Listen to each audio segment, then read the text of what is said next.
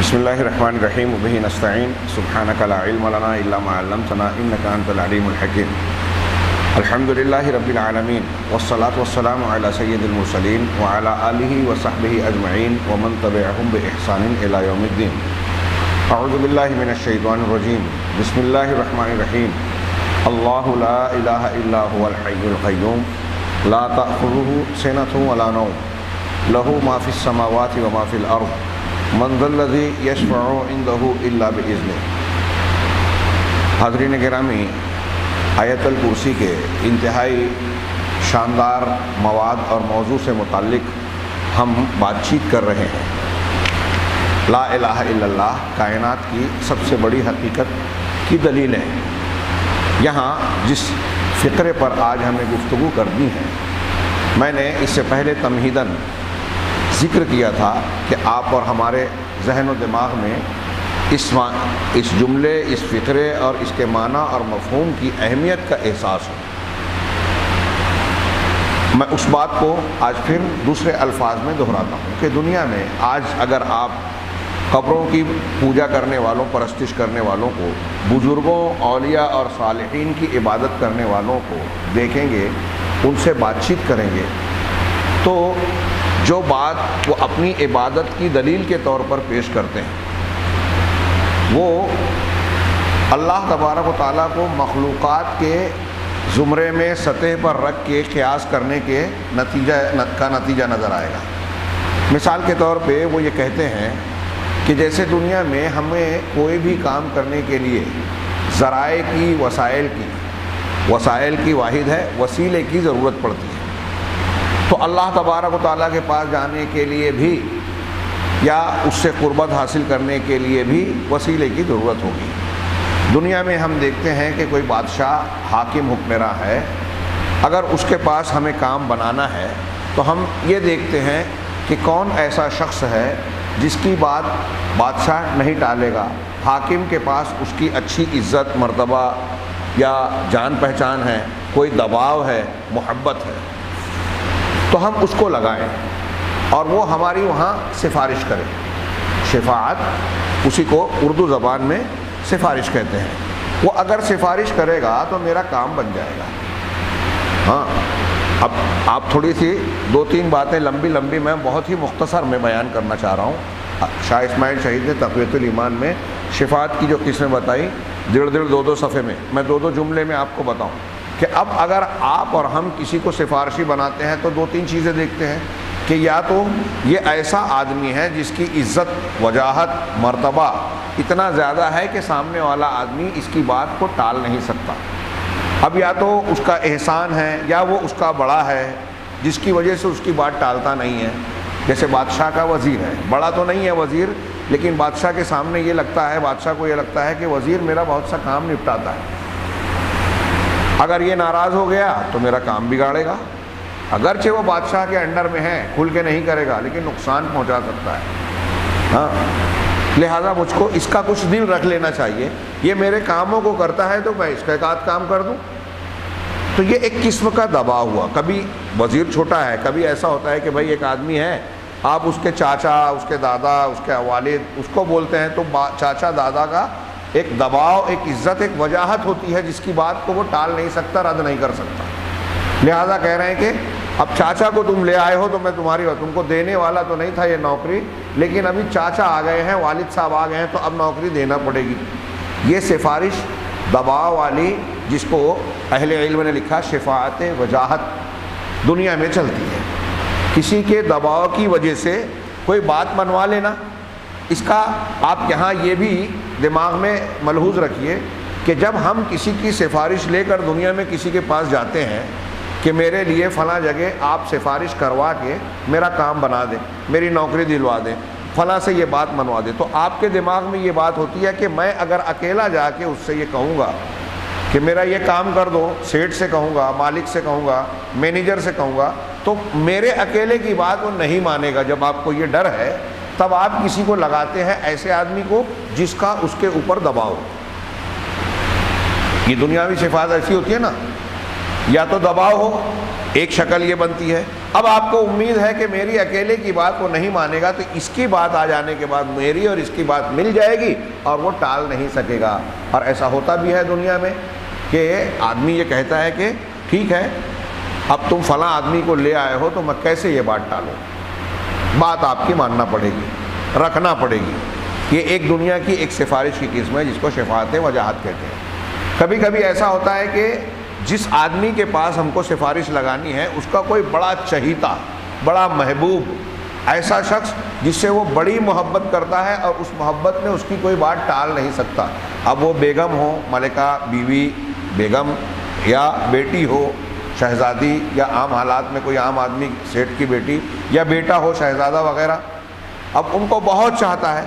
اس سے ایک آدمی کی دوستی تعلق ہے، وہ کہتا ہے کہ یار تمہارے والد صاحب سے، یا عورت ہے تو وہ ملکہ سے کہتی ہے کہ جا کے تمہارے شوہر سے جو ہے بادشاہ سے میرے بیٹے کے بارے میں ایسا ایسا کہہ دو۔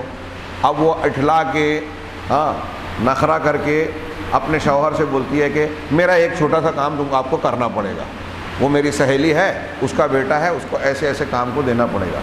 ارے وہ بہت بڑا کام ہے، یہ ہے نہیں، تجھ کو دینا ہے کہ نہیں دینا ہے پہلے یہ بولو۔ تو بادشاہ بولتا ہے چلو ٹھیک ہے دے دیا۔ یہ محبت میں ایک طریقے کا دباؤ قبول کر لیا۔ یہ دنیا میں یہ بھی ہوتی ہے۔ اب تھوڑی دیر کے لیے سوچو کہ کیا اللہ تبارک و تعالیٰ کی ذات کے پاس کسی کی بات کو منوانے کے لیے کسی کا دباؤ، کسی کا روب دبدبا ایسا ہے جیسا دنیا میں کسی بڑے کا ہوتا ہے یا وزیر کا ہوتا ہے کہ اللہ تبارک و تعالیٰ کے پاس ہم فلاں فلاں کو سفارش کے لیے جب ہم لگائیں گے تو اللہ تعالیٰ کو اس کی بات ماننا پڑے گی، دبنا پڑے گا۔ اللہ کو یہ ڈر ہے کہ اگر میں نے اس کی بات نہیں مانی تو میرا کام بگاڑے گا، دنیا کا نظام بگاڑے گا۔ جیسے بادشاہ کو ڈر ہوتا ہے، مالک کو ڈر ہوتا ہے، کمپنی کے مالک کو ڈر ہوتا ہے مینیجر ناراض ہو گیا تو میرا نقصان کر دے گا، ایسے اللہ کو کسی کے بارے میں ڈر ہے کہ اگر دنیا کے سارے اولیاء، صالحین، انبیاء، فرشتے اگر اللہ سے روٹھ جائیں تو اللہ کا کوئی بال برابر نقصان کر دیں گے۔ ایسا ہو سکتا ہے کیا؟ اللہ تبارک و تعالیٰ نے حدیث قدسی میں کہا کہ اے انسانوں اور جنوں، دنیا کے اول اور آخر تم سارے لوگ مل کر دنیا کے سب سے برے انسان کی طرح بن جاؤ تو میری سلطنت میں کوئی کمی نہیں پہنچا سکتے، مجھے ایک ذرہ برابر نقصان نہیں پہنچا سکتے۔ اور اے انسانوں اور جنوں، اول اور آخر کے لوگوں، تم سارے کے سارے دنیا کے سب سے متقی پرہیزگار انسان کی طرح ہو جاؤ، سب سے بہترین انسان کی طرح ہو جاؤ، تو میری سلطنت میں کوئی اضافہ نہیں کر سکتے، مجھے کوئی فائدہ نہیں پہنچا سکتے۔ یہ دو الگ الگ جملوں کو اکٹھا کر کے میں نے بیان کیا۔ صحیح مسلم کی حدیث قدسی حضرت ابو ذر غفاری اللہ کے رسول سے، اللہ کے رسول اللہ سے کہتے ہیں کہ اے میرے بندو، اے میرے بندو کہہ کے اللہ نے اس میں کئی جملے، کئی باتیں کہی ہیں۔ تو اللہ تبارک و تعالیٰ کو نہ کوئی نقصان پہنچا سکتا ہے، نہ کوئی فائدہ پہنچا سکتا ہے۔ اللہ پر کسی کا دباؤ نہیں ہے کہ اس کی بات نہیں مانے گا تو وہ ناراض ہو جائے گا۔ ایسے ہی اللہ تبارک و تعالیٰ کا کوئی ایسا چہیتا بندہ بھی نہیں ہے کہ اس کی محبت میں اللہ تعالیٰ اس کی غلط بات کو ماننے پر مجبور ہو جائے گا، اپنا فیصلہ بدلنے پہ مجبور ہو جائے گا۔ ایک آدمی کو اللہ تعالیٰ اگر اولاد دینا نہیں چاہتا تو دنیا کے سارے پیر، اولیاء، انبیاء، فرشتے مل کے کیا اللہ کو فورس کر سکتے کہ نہیں اللہ تعالیٰ تو نے فیصلہ کیا ہے کہ اس کو اولاد نہیں دے گا لیکن ہم کہہ رہے ہیں کہ اولاد دے دے؟ تو اللہ تعالیٰ بولے گا ٹھیک ہے اب کیا کریں، تم لوگ سب کہہ رہے ہو تو دینا پڑے گا۔ کیا ایسا ہے؟ اللہ تعالیٰ کو کوئی ایسا مانتا ہے؟ قرآن میں بار بار ہم پڑھتے ہیں اللہ کی شان، فعال لما یرید، اللہ اس کام کو خوب کرنے والا ہے جو وہ چاہتا ہے۔ اللہ تبارک و تعالیٰ کے فیصلے کو کوئی بدل نہیں سکتا، کوئی ٹال نہیں سکتا، اور اللہ تبارک و تعالیٰ جو چاہتا ہے اس کو کوئی روک نہیں سکتا۔ یہ جو میں جملے بول رہا ہوں یہ قرآن و حدیث کے مختلف جملوں، اللہ کے ناموں کے تقاضے اور معنی اور مفہوم ہیں۔ اللہ تبارک و تعالیٰ جس سے ناراض ہوتا ہے اس کے نیک بندے اس سے ناراض ہوتے ہیں۔ مثال کے طور پہ میں اگر آپ سے سوال کروں کہ آپ میں سے، ہم میں سے کوئی ایسا آدمی ہے جس کو ابو جہل سے محبت ہو، فرعون کے کیریکٹر سے بڑا پیار ہو کہ مجھے تو فرعون بڑا اچھا لگتا ہے، کوئی بولے گا مسلمان؟ میں پوچھ رہا ہوں، بولے گا؟ نہیں بولے گا۔ کیوں؟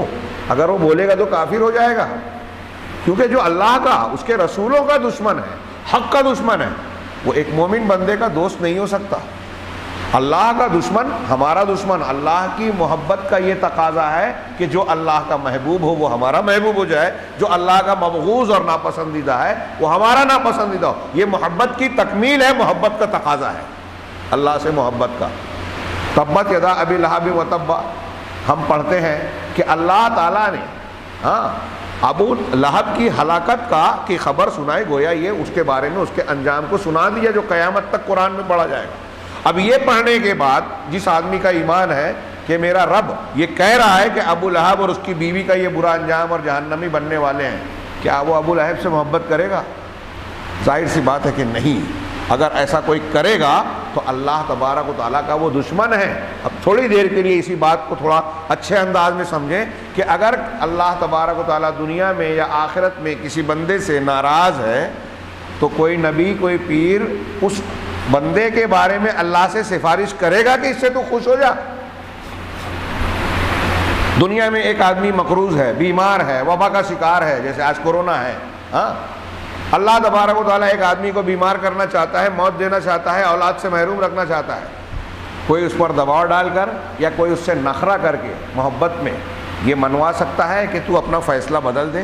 میں نے اس سے پہلے سورہ سبا کی وہ آیت بتائی تھی جس میں اللہ تبارک و تعالیٰ نے یہ فرمایا ہے کہ جب اللہ تبارک و تعالیٰ کسی فیصلے کا ارادہ کرتا ہے تو آسمان لرزنے لگتا ہے اور فرشتے بے ہوش ہو جاتے ہیں.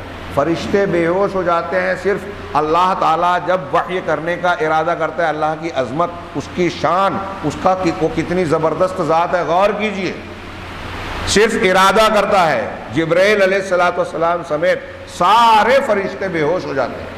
یہ بخاری میں ہے اور اس کی بنیاد سورہ سبا کے قرآن کی اس آیت میں حتی اذا فزع عن قلوبہم قالوا ماذا قال ربکم قالوا الحق وهو العلی الکبیر. یہاں تک کہ جب ان کے دلوں سے خوف چھٹتا ہے, ہوش آتا ہے, بے ہوشی سے ہوش میں آتے ہیں. بخاری کی روایت میں اس آیت کی گویا تفسیر ہے. تو پوچھتے ہیں, وہ حدیث میں ہے کہ سب سے پہلے حضرت جبرائیل کو ہوش آتا ہے اور پھر اس کے بعد دوسرے فرشتوں کو. جب جبرائیل علیہ السلام کو ہوش آتا ہے تو اللہ تعالیٰ ان کو اپنا حکم سناتا ہے. پھر دوسرے فرشتے جو ہوش میں آتے ہیں تو ساتویں آسمان والے فرشتے حضرت جبرائیل سے پوچھتے ہیں کہ رب نے کیا کہا, تو وہ بتاتے ہیں. تو فرشتے کہتے ہیں کہ جو اللہ نے کہا وہ حق ہے, وہ العلی الکبیر, اور وہ علی ہے, بلند ہے, الکبیر بڑا ہے. اب تھوڑی دیر کے لیے سوچئے, فرشتے کا کیسی مخلوق جن کے اندر گناہ کا مادہ ہے ہی نہیں, اللہ کی نافرمانی ہے ہی نہیں, صرف فرما برداری کرتے ہیں. یفعلون ما یؤمرون, قرآن نے کہا کہ وہ کام کرتے ہیں جن کا حکم دیا جاتا ہے. ایسی مخلوق اللہ تعالیٰ کے خوف اور دہشت کا عالم ان پر یہ ہے کہ صرف اللہ جب ارادہ کرتا ہے فیصلہ سنانے کا تو ان پر بے ہوشی طاری ہو جاتی ہے. تو اب سوچئے کہ کیا ایسی کوئی بھی مخلوق ہو سکتی ہے کہ اللہ کے فیصلے پر اٹیک کرے کہ نہیں اللہ تیرا یہ فیصلہ ہے, یہ ٹھیک نہیں ہے, یہ بدل دے. ان کا حال یہ ہے کہ جن پر اللہ ارادہ کرتا ہے بے ہوش ہو جاتے ہیں, اور جب ہوش آ کے اللہ کا فیصلہ سنتے بھی ہیں تو کہتے ہیں کہ جو اللہ نے فیصلہ کیا وہ حق ہے. تو جب اللہ کے فیصلوں کو حق مان رہے ہیں تو اس کو بدلوانے کی دعا کریں گے؟ دعا دور کی بات ہے, دباؤ ڈالیں گے؟ سوال ہی نہیں پیدا ہوتا نا. اے اللہ تو اپنے فلاں بندے کو جہنم میں ڈال رہا ہے, مت ڈال. اولاد نہیں دے رہا ہے, مت دے. کوئی ایسا کہہ سکتا ہے؟ سوچئے, اگر کوئی ایسا سمجھتا ہے اللہ کو تو وما قدر اللہ حق قدر, اس نے اللہ کو جانا ہی نہیں, اللہ کی قدر, اس کی عظمت, کبریائی کو پہچانا ہی نہیں. اللہ تبارک و تعالیٰ کے سامنے فرشتے ہوں, انبیاء ہوں, جب تک اجازت نہ ملے منہ نہیں کھول سکتے. میدان محشر کا نقشہ قرآن نے کئی جگہ کیا.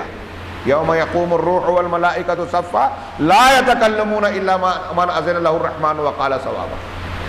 اب یہ ایک طرف رکھیے, ابھی ہم شیخ کی بات کو شروع کرنے سے پہلے یہ میں تمہیداً کہہ رہا تھا کہ اس سفارش کے عقیدے کو لوگوں نے غلط انداز میں اللہ پر قیاس کر لیا کہ دنیا میں بادشاہ کے پاس, مالک اور سیٹھ کے پاس, کمپنی کے بڑے آدمی کے پاس, کسی سنستھا اور ادارے کے ذمہ دار کے پاس جس طریقے سے سفارش چلتی ہے, تعلقات کی بنیاد پر کام نکال لیا جاتا ہے, ایسے ہی ہم اللہ تبارک و تعالیٰ کے پاس بھی کام نکال لیں گے۔ کسی نے یہ کہا کہ انبیاء، صالحین، بزرگان دین وہ زندہ ہو یا مردہ ہو، ان کو وسیلہ لگا کے بیچ میں ڈال کے اگر ہم بات کرنا چاہیں گے تو اللہ تبارک و تعالیٰ کے پاس ہمارا کام بن جائے گا۔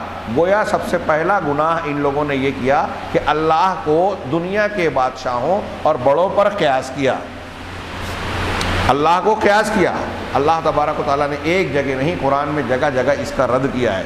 سورہ یونس کی آیت اس سلسلے کی بڑی زبردست اور واضح کرنے والی، عقلی دلیل دینے والی بھی آیت ہے۔ اللہ نے ایسے وسیلے بازوں، سفارش کے غلط عقیدے کا خیال کرنے اور قیاس کرنے والوں کا رد کرتے ہوئے کہا، ہاں وَيَعْبُدُونَ مِن دُونِ اللَّهِ مَا لَا يَنفَعُهُمْ وَلَا يَضُرُّهُمْ، یہ اللہ کو چھوڑ کر دوسروں کی، ایسے لوگوں کی عبادت کرتے ہیں جو نہ ان کو نفع پہنچا سکتے ہیں نہ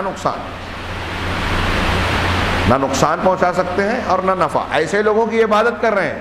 اب آگے اللہ کا جملہ بہت غور سے سنیے، رب العالمین کا فرمان کہ وَيَقُولُونَ هَؤُلَاءِ شُفَعَاؤُنَا عِندَ اللَّهِ، اور کہتے کیا ہیں، دلیل کیا دیتے ہیں کہ کیوں عبادت کر رہے ہیں ان لوگوں کی، ان بزرگوں کی قبروں پہ جا رہے ہیں، ان کو پکار رہے ہیں۔ شیخ عبد القادر جیلانی اور فلاں اور مکہ والے جو ہے لات و منات کو پکارتے تھے، وسیلے کا یہ عقیدہ تھا۔ مکہ والے لات و منات کو اللہ نہیں مانتے تھے، اللہ کے برابر نہیں مانتے تھے، ہو بہو۔ قرآن نے کہا کہ جب ان سے پوچھو کہ کیوں ان کی عبادت کرتے ہو تو کیا کہتے ہیں، ما نعبدہم الا لیقربونا الی اللہ زلفیٰ، ہم ان کی عبادت محض اس لیے کرتے ہیں کہ یہ ہمارے جو بت ہیں، یہ بزرگان دین ہیں، یہ اچھے لوگ تھے، یہ ہم کو اللہ تعالیٰ سے قریب کر دیں گے۔ اس کا مطلب اصل میں وہ اللہ کی نزدیکی اور اللہ کی قربت ہی چاہتے تھے، اللہ کو ہی مانتے تھے، اور ان کو وسیلہ اور واسطہ، بچولیہ مانتے تھے کہ یہ جب بیچ میں رہیں گے تو یہ آسانی سے اللہ کے قریب کر دیں گے۔ یہی عقیدہ تھا کفار مکہ کا، اور اسی کی بنیاد پر قرآن نے، حدیث نے، اللہ کے رسول نے اور ہم اور آپ ان کو مشرکین مکہ کہتے ہیں، کفار مکہ کہتے ہیں۔ اور آج وہی لوگ بزرگان کو مان کر ویسے ہی جب کام کرتے ہیں تو ہم کہتے ہیں کہ اسلام ہے۔ قرآن حدیث کو کھینچ تان کے اپنے عقل اور دماغ کی بنیاد پہ الٹا سیدھا معنی پہنا کر غلط سلط تحریف کر کے لوگوں کو بھی گمراہ کرتے ہیں۔ اور آج کتنے ایسے لوگ ہیں جو اپنے آپ کو مسلمان کہتے ہیں، قرآن حدیث کو پڑھنے ماننے کا دعویٰ کرتے ہیں، آج تراویح پڑھ کر روز قرآن سنتے ہیں، قرآن کی تلاوت کرتے ہیں، روزہ رکھتے ہیں، لیکن اللہ تبارک و تعالیٰ کے مقام کو نہیں پہچان کر دنیا کی طرح اللہ تبارک و تعالیٰ کی جناب میں اپنے سفارشی بناتے ہیں۔ کن لوگوں کو؟ مردوں کو، جو گزر چکے ہیں۔ اللہ کے پاس کہتے ہیں کہ ڈائریکٹ نہیں جا سکتے، لیکن ان کے پاس جانے کے لیے کوئی وسیلے کی ضرورت نہیں ہے۔ شیخ عبد القادر جیلانی کی قبر جو ہے، ہاں وہ بغداد میں ہے، یہاں ان کی سب اسٹیشن اور وہ کیا بولتے ہیں اس کے برانچز کھول لیے، ہاں مالیگاؤں میں بھی ہے، کیا بولتے اس کو، چھلاوا، کہ قبر کا کوئی اینٹ لے آئے، کوئی لے آئے، عجیب بے وقوفی۔ اور یعنی ایک شیخ کا انتقال ہو گیا، ان کے چھلاوے آپ نے بنا لیا، عقیدہ رکھ لیا ہر جگہ، ان کے پاس پہنچنے کے لیے کسی وسیلے کی ضرورت نہیں ہے۔ ہاں کسی نیٹ ورک، وہاں سارا نیٹ ورک آپ کا ٹھیک ٹھاک ہے، ہاں اللہ تعالیٰ کے پاس جانے کے لیے نیٹ ورک بگڑ گیا، جبکہ اللہ قرآن میں کہہ رہا ہے کہ ہم تمہاری شہر سے بھی زیادہ قریب ہیں۔ کوئی ہے مسلمان جو یہ بات نہیں جانتا؟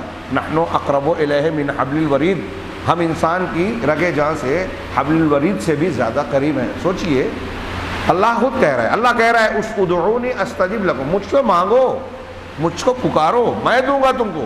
غالباً جمعہ کے خطبے میں یہی میں نے بیان کیا، یا وہاں ہاں شاہ اسماعیل نے بڑی پیاری بات کہی۔ ایک بادشاہ کسی انسان کو، رعایا کو بلائے اور بولے کہ مجھ سے کیا چاہیے، مانگ، میں دینے کے لیے تیار ہوں۔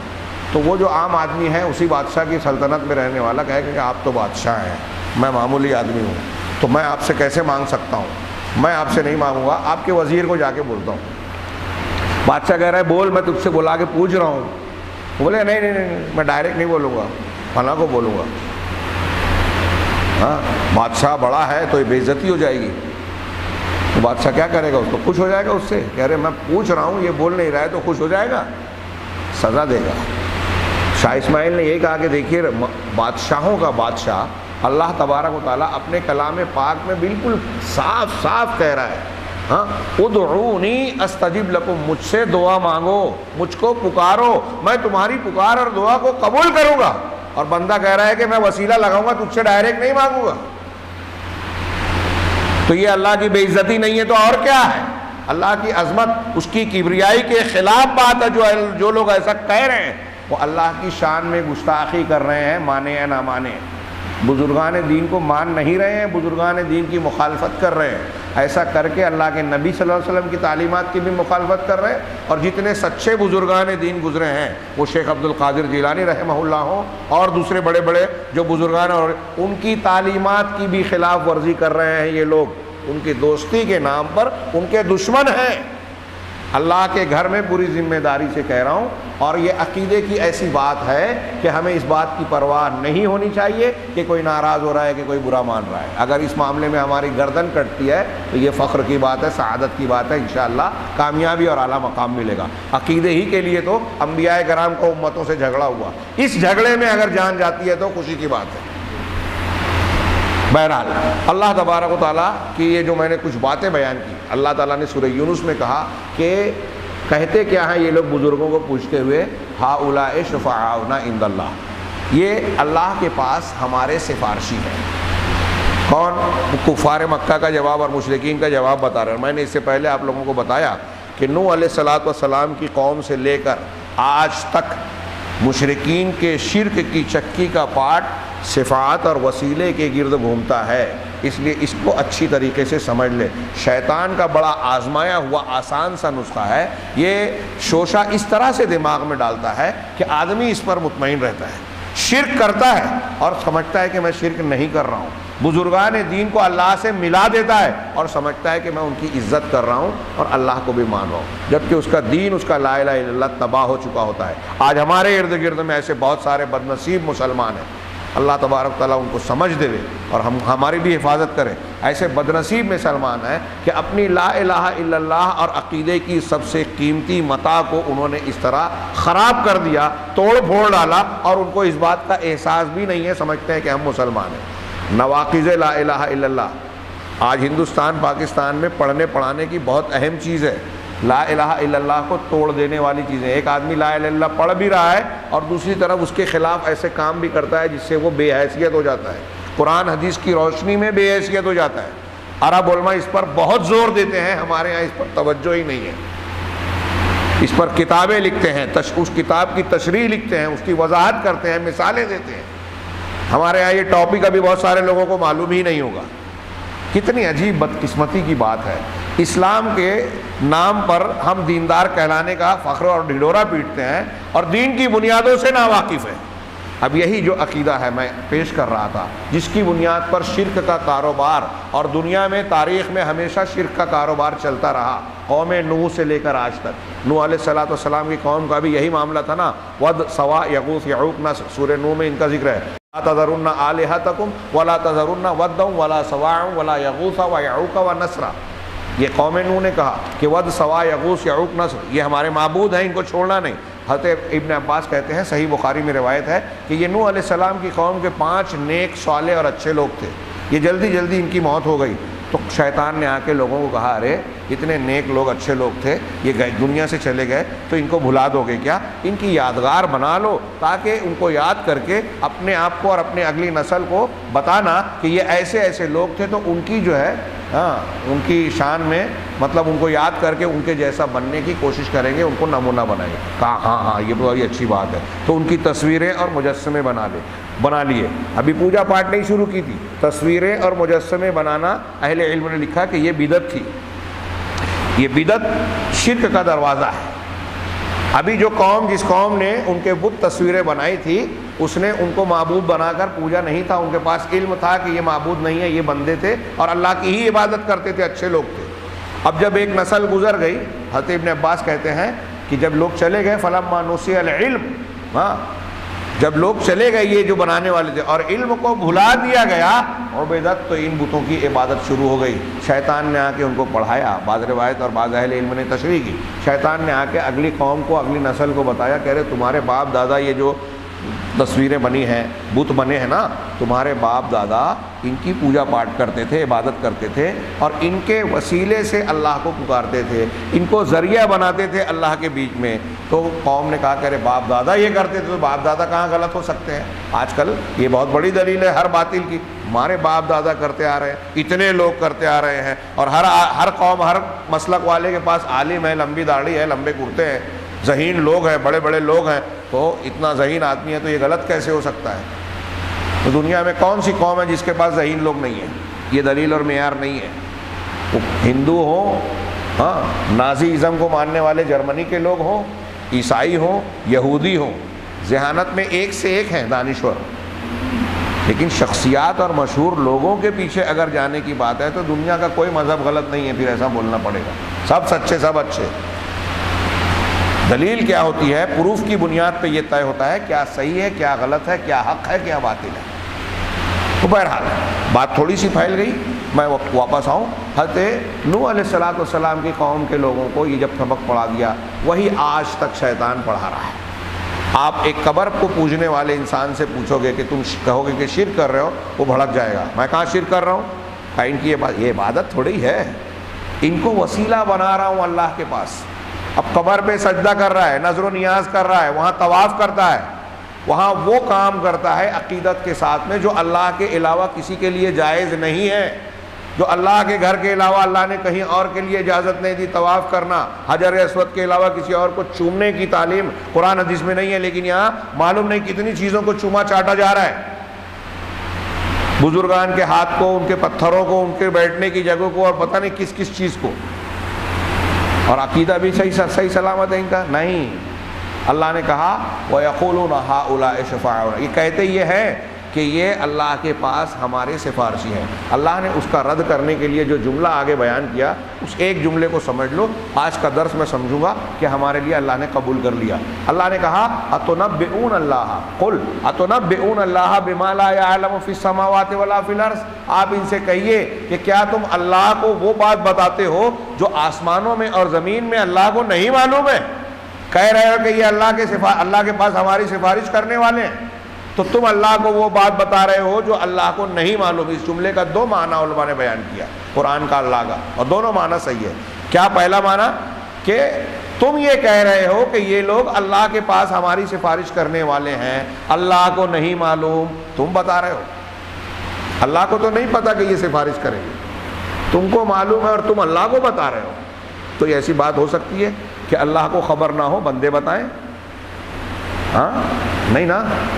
ایک تو پہلو یہ ہے، دوسرا دنیا کی سفارش بولتے ہیں نا، ارے تم بغیر بیوی کے روٹی نہیں کھا سکتے، سیڑھی کے بغیر چھت پہ نہیں چل سکتے، اگر اس سے اوپر جانا ہے تو اس سے بڑے وسیلے کی ضرورت ہے، اس سے اوپر جانا ہے تو اس سے بڑے وسیلے کی، چاند پہ جانا ہے تو راکٹ کی ضرورت ہے، اور فضا میں جانا ہے تو آج سیٹلائٹ کی اور شٹلز کی ضرورت ہے، اور نہ جانے کیا کیا۔ تو دنیا میں کوئی کام وسیلے کے بغیر نہیں ہو سکتا ہے، تو اللہ کے پاس بغیر وسیلے کے چلے جاؤ گے؟ تو ہم کہیں گے ہاں، اللہ نے قرآن میں کہا ہے لا تضربوا للہ الامثال، اللہ کے لیے مثالیں مت دو۔ اب یہ چھت، اس پر چڑھنے کے لیے ہم کو دادر سیڑھی کی ضرورت ہے، ٹھیک ہے، یہ چھت دور ہے نا ہم سے، اس لیے اگر ایک آدمی آلریڈی پہلے سے چھت پر موجود ہے تو چھت پر رہتے ہوئے کیا وہ سیڑھی لگائے گا؟ چھت پر رہنے والے کو سیڑھی کی ضرورت ہے؟ اب اللہ تو کہہ رہے ہیں نا کہ ہم تمہاری شہرک سے زیادہ قریب ہیں، تو اب کائے کے وسیلے کی ضرورت ہے؟ اور ایک جاہل مسلمان سے بھی آپ پوچھو کہ اگر کوئی آدمی اللہ تبارک و تعالیٰ کی شان میں گستاخی کرے گا، گالی گلوچ کرے گا تو کیا ہوگا؟ تو عام اور جاہل مسلمان بھی یہ دماغ میں جانتا ہے، مانتا ہے، ہو سکتا ہے کہ فوراً اس پر اللہ کا عذاب آ جائے، اور ایسا تاریخ میں ہو چکا ہے، ایسا کوئی ہوائی بات نہیں ہے۔ ہاں ڈرتا ہے ایک آدمی، میرے منہ سے کوئی گندی بات، اللہ کی شان کی گستاخی کی بات نکل گئی تو فوراً کوئی بات نہیں، اللہ توبہ کرتے ہیں نا جاہل لوگ بھی، ان کو عقیدہ ہے کہ ہم نے ایک ایسی بات کہہ دی کہ اللہ تعالیٰ سن کے ناراض ہو جائے گا تو عذاب نہ ڈال دے وے۔ تو علامہ احسان علیہ ظہیر نے اس پر بڑی پیاری بات کہی کہ ایک جاہل مسلمان بھی یہ مانتا ہے کہ اگر اللہ کی شان میں گستاخی کوئی کرے گا، اللہ کو کوئی گالی دے گا تو گالی اور گستاخی فوراً پہنچ جائے گی، اور دعا مانگو گے تو کسی کے وسیلے کے بغیر نہیں پہنچے گی۔ کون سی عقل ہے آپ کی؟ اور اللہ تعالیٰ کو آپ نے کیا بنا دیا؟ اللہ کی عزت کر رہے ہو کہ بے عزتی کر رہے ہو؟ اللہ کی عظمت کو مان رہے ہو کہ اللہ تبارک و تعالیٰ کی عظمت کا انکار کر رہے ہو؟ قرآن کہہ رہا ہے تو دنیا میں یہاں ایک دوسرا جو اس سورہ یونس کے جملے کا معنی ہے کہ تم اللہ کو وہ چیز بتاتے ہو جو آسمان زمین میں وہ نہیں جانتے۔ دنیا میں جب آپ کسی کے پاس وسیلہ لگواتے ہو کہ میری چل کے فلاں جگہ سفارش کر دو، تو وہاں کیا ہوتا ہے، جیسے بادشاہ کے پاس ایک عام آدمی وزیر کو لے کے جا رہا ہے، بادشاہ کی جگہ آج کمپنی کا مینیجر مالک کر لو، تو کیوں لے کے جاتا ہے؟ اس لیے کہ وہ مالک اور وہ بادشاہ جو ہے وہ اس عام آدمی کو پہچانتا نہیں ہے، جانتا نہیں ہے۔ وزیر پہچانتا جانتا ہے، جس کو بیچ میں وسیلے کے طور پہ ڈالا ہے اس کو جانتا پہچانتا ہے۔ تو اب وہ آدمی جا کے کہتا ہے کہ بادشاہ یا مالک، یہ جو فلاں آدمی ہے نا، میں اس کو پہچانتا ہوں، بڑا محنتی ہے، قابل ہے، ایماندار ہے، ایسا ایسا ہے، اسے فلاں کام کے لیے رکھ لیا جائے۔ تو یہ جو وزیر یا بیچ کا وسیلہ لگانے والا، وسیلہ بننے والا آدمی مالک سے جو کہہ رہا ہے، یہ سمپل بات ہے نا کہ مالک کو اس کے بارے میں معلوم نہیں ہے، یہ بیچ والا بتائے گا کہ ایسا ایسا ہے، میں جانتا ہوں، میں گارنٹی لیتا ہوں، اور اس پر بھروسہ کرنے کی وجہ سے مان لے گا کہ ہاں یہ جو کہہ رہا ہے سچ ہے، قابل ہے، ایماندار ہے، رکھ لو۔ تو معلوم یہ ہوا کہ جس کے پاس وسیلہ لگایا جاتا ہے وہ ضرورت مند آدمی کی ضرورت سے، اس کی شخصیت سے، اس کے حالات سے واقف نہیں ہوتا، اس لیے اس کو وسیلے کی ضرورت ہو رہی ہے نا دنیا میں۔ میری بات سمجھ رہے ہیں آپ لوگ؟ اب تھوڑی دیر کے لیے اسی بات کو جو دنیا میں ہوتی ہے اللہ پہ فٹ کرو کہ کیا کوئی پیر، کوئی ولی، کوئی نبی، کوئی فرشتہ اللہ تعالیٰ کے پاس کسی بندے کے بارے میں یہ بتائے گا کہ اے اللہ یہ تیرا فلاں بندہ ہے، اس کا ایسا ایسا نام ہے، اس کو جو ہے اولاد نہیں ہو رہی ہے، اور بہت اچھا آدمی ہے، مسلمان ہے۔ اللہ کو نہیں معلوم ہے کہ وہ مسلمان ہے، اللہ کو نہیں معلوم ہے کہ اس کے پاس اولاد نہیں ہے، اللہ کو نہیں معلوم ہے کہ وہ بیمار ہے، اس کے اوپر قرضہ ہے، وہ بیماری اور پریشانی کا شکار ہے، اس کے گھر میں ایسا ایسا مسئلہ ہے۔ یہ قبر والے بابا جا کے بتائیں گے اللہ کو نہیں معلوم ہے۔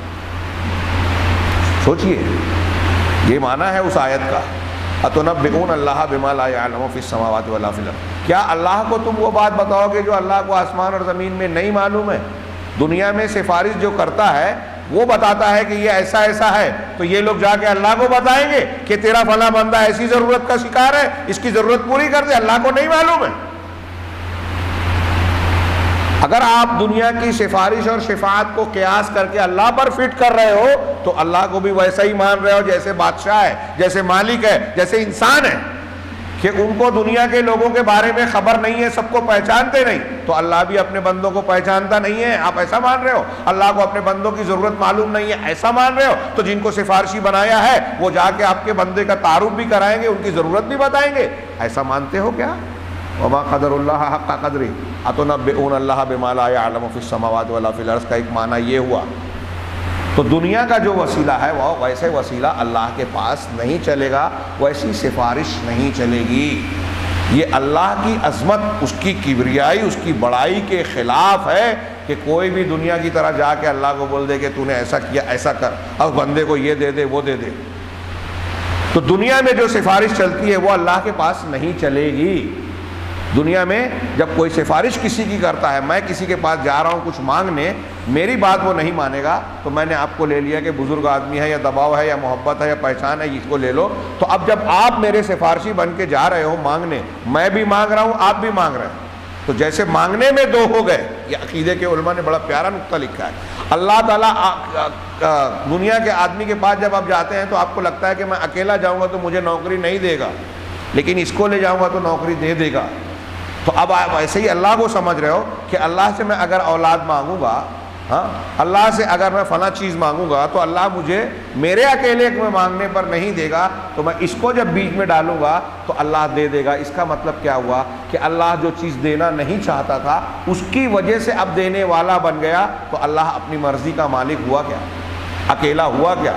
اپنے فعل میں، ارادے میں وحدہ لا شریک ہوا کیا؟ قرآن نے جو کہا فعال لما یرید، وہ کہاں رہ گیا اللہ؟ اللہ تعالیٰ اپنے فیصلوں کے کرنے میں کسی کو شریک نہیں کرتا۔ قرآن میں ہے جب اللہ کے رسول صلی اللہ علیہ وسلم نے بخاری کی حدیث ہے، بخاری مسلم کی، رسول اللہ صلی اللہ علیہ وسلم نے کہہ دیا تھا کہ کیف یفلح قوم شجوا نبیہم، وہ قوم کیسے فلاح پا سکتی ہے جنہوں نے اپنے نبی کو زخمی کر دیا۔ سورہ توبہ کی آیت چمک رہی ہے، اٹھائیے، دل دہل جاتا ہے سن کر پڑھ کر۔ اللہ نے اپنے رسول سید المرسلین کو خطاب کر کے کہا لیس لک من الامر شیء، آپ کا معاملے میں کوئی اختیار، دخل اور حصہ نہیں ہے۔ 14 طبق روشن ہو جاتے ہیں. سید المرسلین سے یہ کہا جا رہا ہے، ارے غیرے سے کسی سے نہیں، اور رب العالمین کہہ رہا ہے. یہ اللہ کا کام ہے کہ آگے آیت کا مفہوم ہے کہ اللہ کا کام ہے یا تو اللہ تعالیٰ ان کی توبہ کو قبول کرے، توبہ کی توفیق دے کر، یا اللہ تعالیٰ ان کو سزا دے، اس لیے کہ وہ ظالم تو ہیں ہی، آپ کا حق نہیں ہے. اسی صورت میں اور دوسری صورت، دو جگہ پر قرآن میں ہے کہ آپ جسے چاہے ہدایت نہیں دے سکتے. اس سے یہ معلوم ہوا کہ اللہ کے جو اختیارات ہیں اس میں نبی پاک صلی اللہ علیہ وسلم جو کائنات میں سب سے اعلیٰ درجے کی مخلوق ہیں، اللہ کے سب سے محبوب اور قریبی بندے ہیں، انہیں بھی دخل نہیں ہے اللہ کے اختیارات میں، تو پھر دوسروں کا کیا شمار، کسی اور بزرگ اور پیر کی کیا حیثیت. اللہ کے نبی جناب محمد رسول اللہ صلی اللہ علیہ وسلم کا جب یہ معاملہ ہے تو میں یہ عرض کرنا چاہتا ہوں، یہ آیت الکرسی کا جو مضمون ہم نے شروع کیا، اللہ اللہ لا الہ الا ہو، اللہ اس کے سوا کوئی عبادت کے لائق ہے ہی نہیں. الحی القیوم، اس لیے کہ وہ زندہ ہے، کامل زندگی والا، نہ کوئی فنا نہ زوال نہ کوئی کمی. القیوم ہے وہ خود قائم رہنے والا، دوسری پوری کائنات کو سنبھالنے اور قائم رکھنے والا. لا تأخذہ سنۃ ولا نوم، اسے اونگ اور نیند غفلت کسی قسم کی نہیں آتی. ہاں، لہو ما فی السماوات والارض وما فی الارض، آسمان اور زمین کا جو کچھ ہے سب پر اسی کی حکمرانی ہے، سب اسی کے اختیار میں ہے. ایک ذرہ کا مالک بھی کوئی دوسرا نہیں ہے، نہ کوئی کچھ چھین سکتا ہے، نہ کوئی کسی کو دے سکتا ہے اگر اللہ نہ چاہے. کائنات کا ایک پتا بھی اس کی مشیت اور مرضی کے بغیر حرکت نہیں کر سکتا. لہما، اب آگے اللہ کی عظمت کا ایک نشان بتایا اسی آیت الکرسی میں، من ذا الذی یشفع عندہ الا باذنہ، کون ہے جو اللہ کے پاس سفارش کرے، شفاعت کرے مگر اس کی اجازت کے بغیر.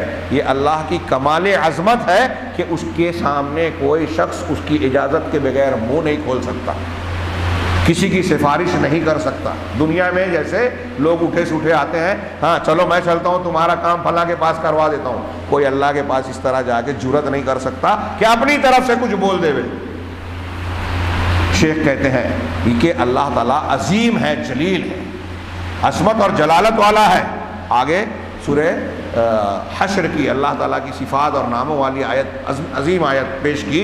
ہاں، هو اللہ الذی لا الہ الا ہو، وہ اللہ ہی ہے جس کے سوا کوئی عبادت کے لائق، کوئی معبود برحق ہے ہی نہیں. ہاں، کیوں نہیں ہے؟ اب یہاں جو اللہ کے ناموں سے توحید کی دلیل دی گئی ہے. ہاں، بہت پہلے میں نے اس پر ایک ایک نام پر خطبے دیے تھے نیا پورا اہل حدیث مسجد میں. ہاں، اور ان ناموں کو پڑھنے کے بعد میرا دل نہیں ہوتا کہ ایسے ہی گزر جاؤں، لیکن یہاں فی الحال موقع نہیں ہے. ہم اللہ کے اسماء حسنہ پر ایک مستقل دروس کا سلسلہ جاری رکھنے والے ہیں رمضان کے بعد انشاءاللہ.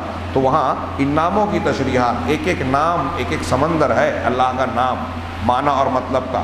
اور جیسے جیسے آپ اللہ کے ناموں کے معنی مطلب سمجھیں گے ویسے ویسے اللہ کی عظمت و کبریائی آپ کے دل میں بیٹھے گی، توحید مضبوط ہوگی. اللہ تبارک و تعالیٰ کے تعلق سے معرفت جتنی زیادہ آپ کو حاصل ہوگی اتنی اس ایمان میں آپ کو لذت ملے گی، اللہ سے قربت کا جذبہ پیدا ہوگا اور اتنا زیادہ آپ کا ایمان مضبوط ہوگا.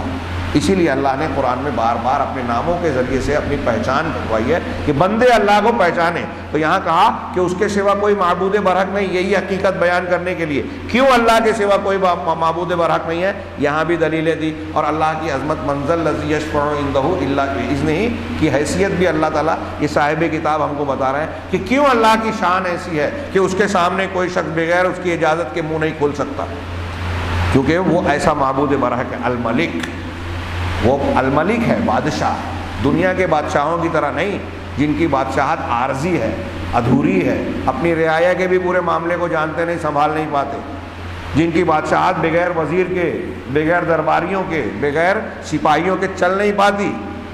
ہاں، اللہ تبارک و تعالیٰ اپنی بادشاہت کو قائم رکھنے کے لیے کسی کا محتاج نہیں ہے. اس کی بادشاہت کائنات کے ذرے ذرے پر ہے اور ایک لمحے کے لیے بھی کوئی چیز اس کی مرضی کے بغیر حرکت نہیں کر سکتی. وہ غالب امر ہے، وہ القہار یعنی ساری چیزوں پر غلبہ رکھنے والا ہے. ایسا الملک ہے، اور وہ ایسا الملک ہے کہ اس کے اندر کوئی عیب نہیں ہے. اسی لیے فوراً بعد میں کہا القدوس، الملک القدوس، جو بالکل تمام عیوب سے بالکل پاک صاف.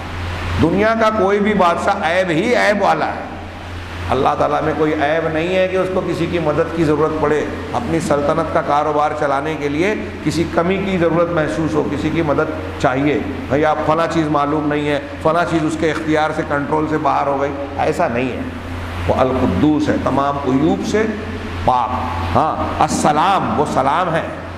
سلام کے دو معنی کیے، السالم من کل عیب، ایک معنی کہ ہر عیب سے سالم، صحیح سلامت، شرک کے عیب سے پاک، ہاں ظلم کے عیب سے پاک، انصاف والا ہے، نیند اور اونگ کے عیب سے پاک، حی قیوم ہے، تو ہر عیب سے پاک۔ سلام کا ایک معنی یہ ہے۔ سلام کا ایک دوسرا معنی علماء نے بیان کیا، سلامتی والا ہے، یعنی کائنات میں آپ کو، ہم کو، سب کو دنیا آخرت میں سلامتی دینے والا وہی ہے۔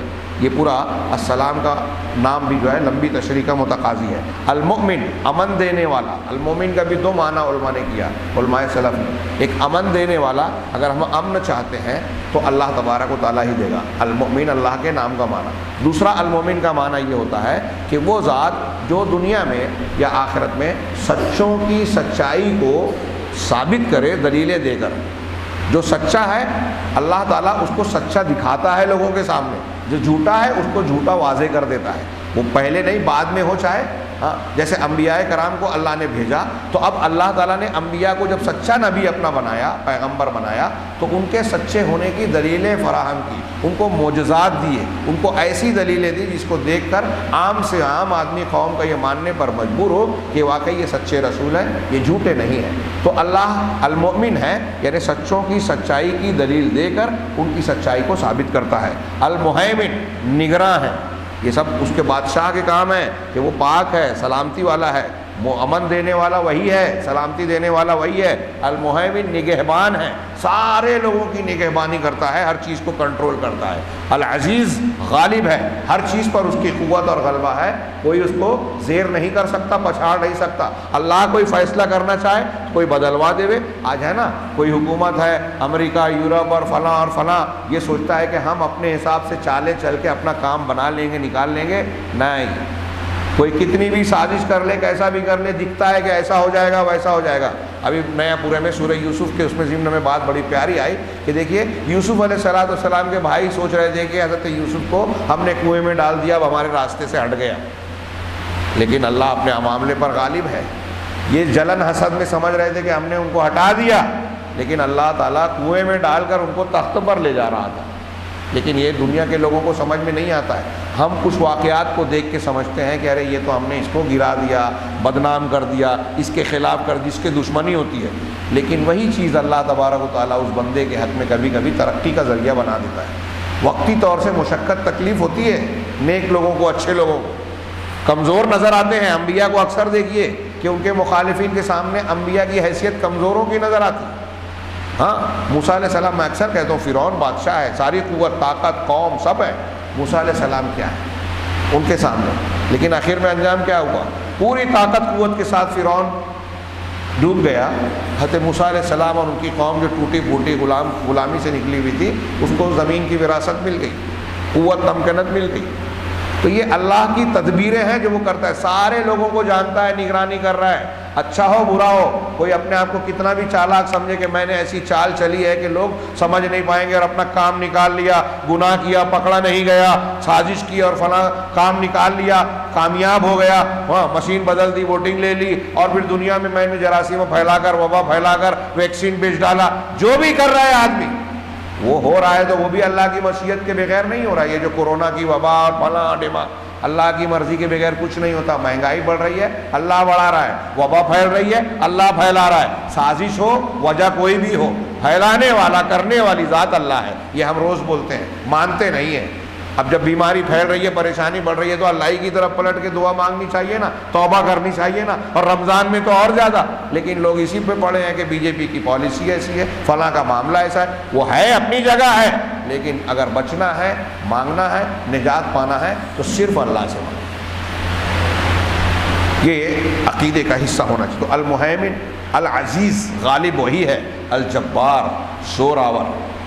جبار کا معنی زور آور، یعنی ساری چیزوں پر غلبہ رکھنے والا۔ دو تین معنی ہوتا ہے الجبار کا۔ ہاں المتکبر، بڑائیوں والا، ہاں کبریائی والا، سبحان اللہ عما یشرکون، پاک ہے اللہ ان چیزوں سے جسے یہ شریک ٹھہراتے ہیں۔ اللہ کی شان یہ ہے کہ بادشاہ وہ ہے، قدوس وہ ہے، سلام، مومن، مہیمن، عزیز، جبار، ساری خوبیاں اس کے اندر ہے۔ تو دوسرے لوگوں کو اللہ کے جیسا برابر بنانے کا مطلب کیا ہے؟ اللہ اس سے پاک ہے، بلند ہے، وہ بڑا عظیم ہے۔ ہاں وہ اللہ اور اللہ کی شان وہ ہے کہ اللہ وہ ہے الخالق البارئ المصور، کہ وہی پیدا کرنے والا ہے، پیدا کر کے ناک نقشہ بنا کر بڑھانے والا، باہر نکالنے والا، وجود دینے والا، اور پھر شکل و صورت بنانے والا وہی ہے۔ نقشہ بھی وہی بناتا ہے ماں کے پیٹ میں، پھر شکل و صورت دے کر پیدائش بھی کرتا ہے، پھر اس کے بعد ناک نقشہ بنا کر خوبصورت بنانا، بدصورت بنانا، یہ سارا کام وہی کرتا ہے۔ لہ الاسماء الحسنی، اس کے بہترین نام ہیں۔ یسبح لہ ما فی السماوات والارض، اس میں سے ایک ایک جملہ، ایک ایک لمبی لمبی تشریح کا تقاضا ہے۔ اللہ کے اسماء حسنی ہیں، کچھ لوگ اس کو بھی نہیں مانتے، اس کی تعویل کرتے ہیں، اس میں بھی گمراہیوں کا شکار ہو گئے، کسی موقع پر اس کی تشریح کریں گے۔ یسبح لہ ما فی السماوات والارض، آسمان اور زمین میں جو بھی ہے سب اللہ کی پاکی بیان کرتے ہیں، اس کی تسبیح کرتے ہیں۔ وہو العزیز الحکیم، اور وہ العزیز الحکیم ہے، غالب، حکمت والا ہے، غلبہ رکھتا ہے۔ تو غلبہ زور کا مطلب یہ نہیں ہے کہ اس کے اندر طاقت تو ہے، حکمت نہیں ہے، حکیم بھی ہے، حکمت و دانائی کے ساتھ اس کے فیصلے ہوتے ہیں۔ سبحانہ و تعالی، اللہ تبارک و تعالی پاک اور بلند ہے، آسمانوں اور زمین کا رب ہے، الجبار المتکبر ہے، لہذا کسی کی یہ جرت نہیں ہے کہ اللہ تبارک و تعالیٰ کے سامنے خود سے آگے بڑھ کر سفارش کر لے بغیر اس کی اجازت کے۔ ہاں کسی کی جرت نہیں ہے کہ اللہ کے سامنے آگے بڑھے، پیش قدمی کرے، یہاں تک کہ سفارش بھی کرے۔ اللہ کے پاس سفارش ہوگی بھی تو اس کی اجازت کے ساتھ ہوگی، اس کی اجازت کے بغیر نہیں ہوگی۔ اس کے بعد انہوں نے ایک دلیل پیش کی، لمبی حدیث کی، قیامت کے دن کا منظر دیکھیے، انبیاء کرام ہیں، لوگ ان کے پاس جا رہے ہیں اور وہ کیا کہتے ہیں۔ پھر اس حدیث کو پیش کرتے ہوئے شیخ نے درمیان میں کچھ تشریحات بھی کی، جو انشاءاللہ ہم کل کے درس میں جانیں گے۔ بڑی قیمتی باتیں ہیں، دل کو دہلانے والی، ایمان کو مضبوط بنانے والی، اللہ کی تعریف اور تعارف کرنے والی، اللہ کی عظمت اور توحید کو دل میں مضبوط بنانے والی یہ باتیں ہیں۔ اس سے بڑھ کر اہمیت والی کوئی بات دین و شریعت میں بھی نہیں ہے، لہذا میں چاہوں گا کہ اس کو پابندی کے ساتھ توجہ سے ہم سنیں۔ اللہ تبارک تعالیٰ ہمیں ان باتوں کو سمجھنے کی توفیق عطا فرمائے اور اس کے مطابق اپنی زندگی کو ڈھالنے بنانے کی توفیق دے۔ واخر دعوانا الحمدللہ رب العالمین۔